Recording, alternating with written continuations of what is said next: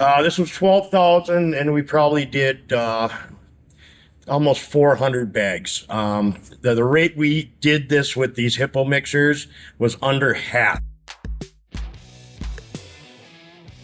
My name is Joe Johannes. I'm with JJ's Floor Covering and Coatings. I started off in residential flooring with carpet, and eventually I turned into commercial.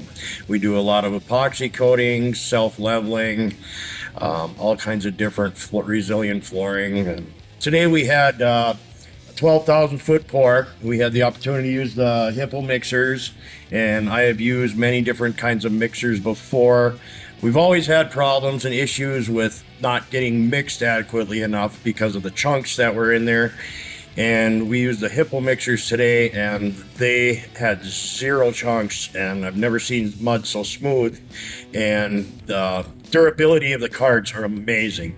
The pouring and moving it around, they're second to none.